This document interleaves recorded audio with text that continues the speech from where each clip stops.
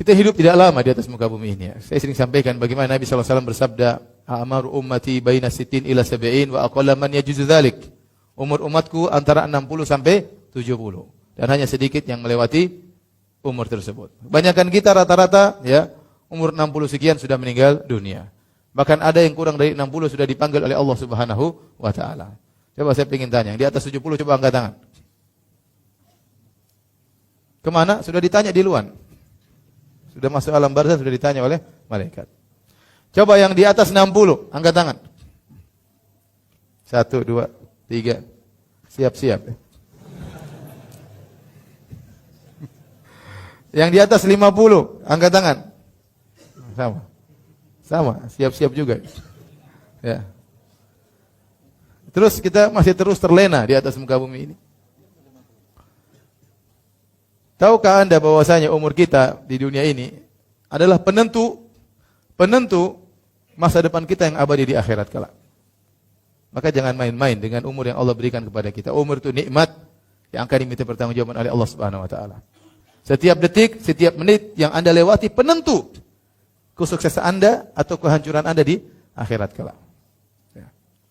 Saya sering sampaikan juga, sebenarnya waktu aktif kita yang sungguhnya yang efisien cuma sedikit. Taruhlah kita semua meninggal pada umur 60 tahun. Maka dikurangi 15 tahun masa kita sebelum balik.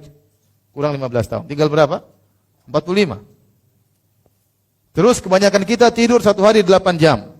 Kalau tidur satu hari 8 jam berarti sepertiga umur. Karena satu hari 24 jam. Kalau 60 berarti kurang 20. Berarti 45 kurang 20 tinggal berapa? Tinggal 25. Itu yang tidurnya 8 jam. Ada yang 11 jam, tergantung. Taruhlah kita tidur normal 8 jam, berarti umur kita sudah 60 kurang 15 kurang 20 berarti tinggal berapa? 25, tinggal sedikit 25 tahun. Nah, 25 tahun ini buat WhatsAppan, buat Facebookan, buat Instagraman ya. Buat ibu-ibu lihat tas-tas, lihat macam-macam, lihat buka Instagram, lihat tas-tas berbagai macam model padahal duitnya enggak ada ya. Berapa habis waktu? Kapan kita membaca Quran? Kapan kita mau berbakti sama orang tua? Jadi kan sebenarnya waktu kita sebenarnya di dunia cuma sedikit. Maka berhati-hatilah, jangan terpedaya. Saya tidak melarang kita menikmati dengan dunia. Dunia tidak ada yang mengharamkan selama kita gunakan sesekali. Tapi kalau terus-terusan kita lalai, kita terpedaya, ya. Umur kita cuma sedikit, padahal umur kita yang segini menentukan di alam barzah dan kemudian masa depan kita di akhirat kelak. Di alam barzah, kapan berapa lama antum akan di alam barzah? Kita tidak tahu. Antum masuk alam barzah meninggal. Menunggu kapan hari kiamat, waktunya lama. Bisa jadi lama. Nenek moyang kita ada yang sudah 1000 tahun di alam barzakh. Dan bagaimana kondisinya di alam barzakh tersebut berdasarkan 60 tahun waktu dia di dunia. Penentu di alam barzakh. Bisa jadi di alam, sebagian orang di alam barzakh sudah mungkin lebih daripada itu, sudah lama.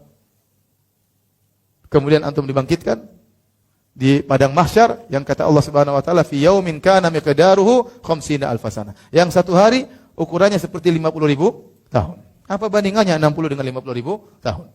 Setelah antum melewati fase alam barzah, antum disidang, dihisab, kemudian ditimbang, akhirnya masuk surga atau neraka. Dan itu abadi selama-lamanya. Selama-lamanya. Maka berhati-hatilah. Ya ikhwan, hidup kita tidak banyak, ya. Semua itu ditentukan dengan 25 tahun efisien yang ada yang kita hadapi sekarang ini. Maka saya ingatkan, setiap detik, setiap menit, setiap jam itu penentu masa depan antum di alam barzakh maupun di akhirat. Oleh karenanya pantas jika Utsman bin Affan radhiyallahu anhu kemudian menangis tatkala dia berada di pinggiran kuburan, dia merenungkan bahwasanya inilah ujian pertama. Sebelum ujian-ujian lain, kita akan menghadapi banyak ujian. Makanya Allah berfirman, "Laqad khalaqnal insana fi kabad." Sungguh kami telah ciptakan manusia dalam kondisi kabad, dalam kondisi susah payah.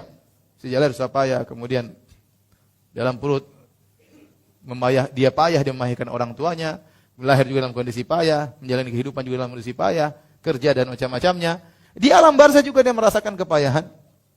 Kemudian dibangkitkan juga dalam kondisi kepayahan, di padang mahsyar dalam kondisi payah, disiksa dalam kondisi payah, ditimang dalam kondisi payah, dalam kondisi sulit. Ya. Oleh karenanya hati-hati. Dan pertama yang kepayahan yang sulit yang kita hadapi, ujian yang pertama begitu nyawa kita dicabut adalah 3 pertanyaan ini. Man rabbuk? Siapa Tuhanmu? Kemudian Wa madinuk, apa agamamu? Kemudian waman nabiyuk. Siapa? Nabimu. Ya. Kalau antum beriman, antum ternyata meyakini hal tersebut karena 3 pertanyaan semua masalah akidah. 3 pertanyaan ini semua masalah apa? Akidah. Ini menunjukkan pentingnya seorang serius dalam pelajari akidah. Setelah dia yakini, setelah dia ilmui, kemudian dia yakini, dan itu akan mempengaruhi dia dalam kehidupannya sehari-hari. Dalam perkataannya, dalam tindak tanduknya, dalam pendengarannya, dalam penglihatannya, ya. Semua itu dipengaruhi oleh akidah yang benar, yang dia ilmui, dan dia yakini, sehingga akhirnya terpancarkan dalam amalan kesehariannya, dalam perkataannya, dalam pendengarannya, dan dalam